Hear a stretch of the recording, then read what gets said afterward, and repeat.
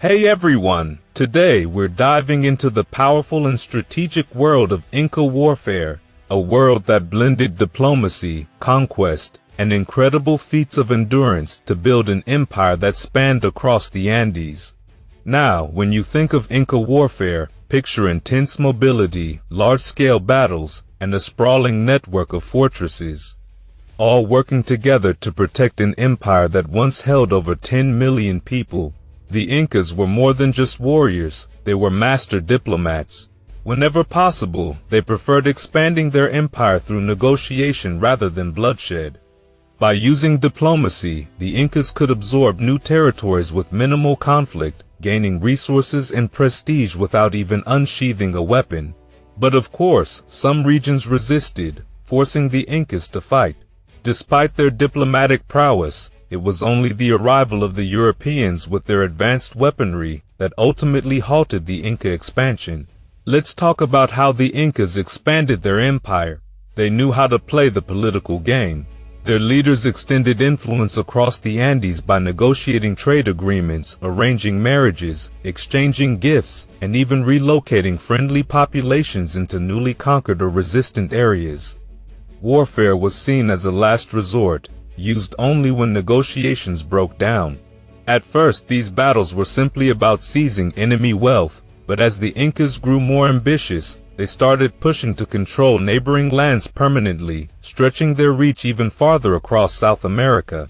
For Inca rulers, conquest wasn't just about land or wealth, it was also about legacy. Every victory added to a ruler's reputation, not just in life but even after death. Each new conquest was a chance for rulers to outshine their predecessors, adding to the story of their greatness for future generations. And it wasn't just political. Warfare was spiritual for the Incas. They believed they were expanding the worship of their sun god, Inti. Campaigns began with a sacred ritual, fasting, sacrifices, and feasting. Priests and idols traveled with the army, and even in battle, some religious customs like pausing on the new moon were respected. Ironically, the Spanish exploited this practice, attacking Cusco during a time the Incas wouldn't fight.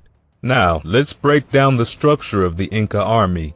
Interestingly, the majority of soldiers weren't even full-blooded Incas. They were recruited from conquered communities and served as tribute to the empire.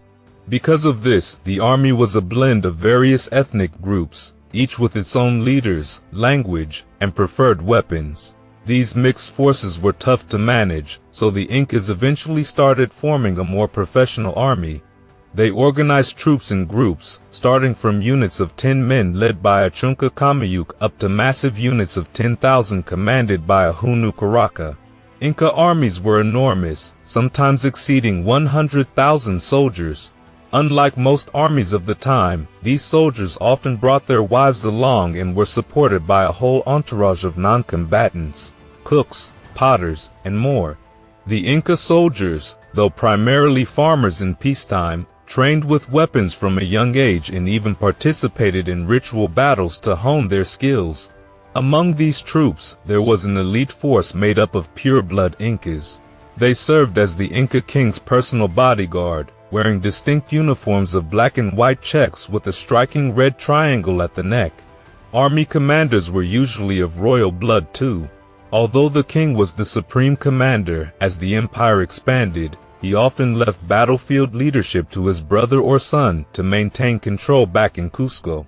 And while these field commanders led the army, they didn't fight on the front lines. They directed the battle from safer command posts, keeping a close eye on the action from a distance. Let's talk about the weapons and strategies that fueled Inca warfare. The battlefield was a chaotic scene of hand-to-hand combat, with bloodshed and sheer force driving the Incas' momentum. Their weaponry was as diverse as the people making up the army, depending on the cultural background of each unit. Among the weapons in their arsenal were hardwood spears, javelins, and arrows, along with bolas, clubs, and maces that featured copper or bronze star-shaped heads. But a particular favorite was the palmwood club, shaped almost like a sword with a double edge, giving the Incas a real advantage in close-range fights. When the terrain allowed, they'd also use large stones rolled down to crush enemies or set fires to disrupt the enemy's formation. For protection, the Incas used a mix of hide shields, either rectangular or trapezoidal, with helmets made of plaited cane, wood, or sometimes metal. They also wore tunics of quilted cloth, which were both light and durable. Each soldier was issued clothing, sandals, a blanket, and essential food items like maize, peppers, and coca leaves to keep up their stamina. They'd go into battle wearing their finest gear, feathered headdresses, polished silver or copper chest plates, and decorations from past victories, like necklaces made from the teeth of defeated foes or medals given as tokens of bravery. These battle decorations served as badges of honor, showcasing a warrior's courage. When it came to strategy, the Incas' strength wasn't in superior technology, but in careful preparation and overwhelming numbers. They often began with diplomacy, sending messages to the opposing side with offers of peaceful surrender. If the enemy accepted, they'd be spared from pillage and could keep their leaders in place. The only terms: loyalty to the Inca king, reverence for Inti, the sun god, and a commitment to provide tribute in goods and labor. This approach worked so well that entire regions, like the Upper Montero Valley, joined the Inca Empire without a single drop of blood spilled. But when diplomacy failed, the Incas struck hard. They'd amass vast armies to crush resistance, often relocating conquered populations to erase all traces of their original city. Known regions like Tunanmarca and Cayam, for instance, were dealt with ruthlessly.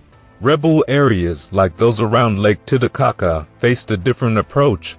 The Incas would move in people who were loyal to their rule, keeping the peace from within. On the battlefield, things usually started with the two sides taunting each other, singing songs and hurling insults, a process that sometimes stretched for days. But once the fight began, it was a full-on assault, either as a frontal attack across open ground or, when necessary, using siege tactics. Spies would scout the land ahead, gathering information so the Inca army could strike in a unified front, with reserve troops positioned to protect a retreat if needed. Two go-to tactics that proved effective were fake retreats and counterattack pincer movements, catching the enemy off guard. Logistics was another major key to their success. To maintain control over an empire that spanned the entire western coast of South America, the Incas built an extensive road network with fortresses and supply depots strategically placed along the way. These way stations allowed troops to travel with regular resupply stops, covering only about 20 kilometers before fresh provisions were available. Both llamas and people, often women, carried goods for the troops, ensuring they could keep moving for months without a hitch. Food and weapons were stocked in Inca storehouses called quell, scattered throughout the empire. Local communities were even given a heads-up that the army was on its way to avoid any surprises, and soldiers moved in waves so as not to overwhelm any one area. Discipline was strict. Looting was forbidden, with any theft punishable by death. And now let's look at how the Incas fortified their growing empire.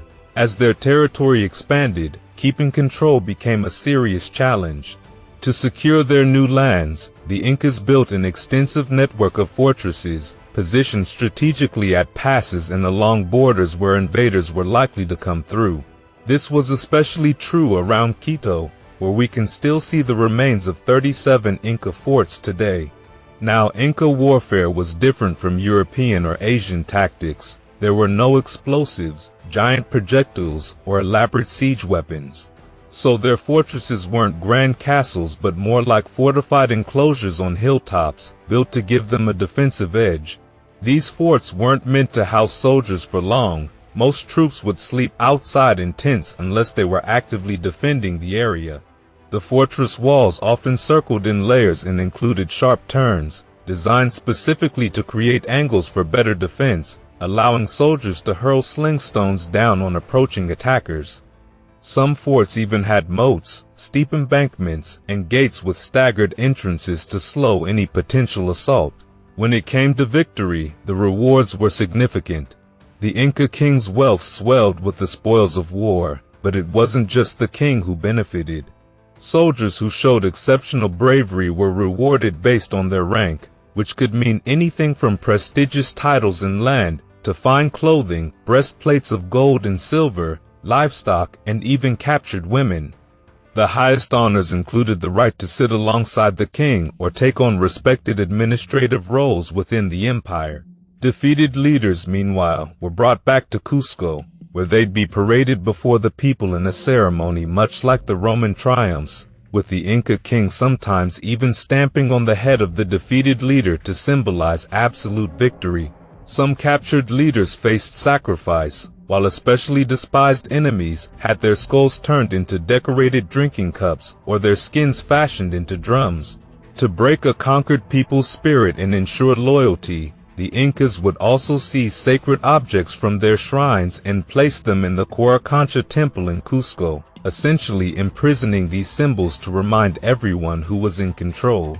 Of course, history doesn't just record the victories. Though the Incas rarely documented their own defeats, they undoubtedly faced challenges, especially once the Spanish arrived with their cavalry and firearms. The Inca military structure, as powerful as it was, struggled against these new weapons, and while the Spanish ultimately claimed victory, it was far from an easy conquest. The Incas managed to hold their own, winning several battles and resisting European control for another 50 years. In the end, the Spanish succeeded, but they too discovered just how difficult it was to maintain control over the massive, diverse empire that the Incas had built across mountains, valleys, and countless distinct cultures.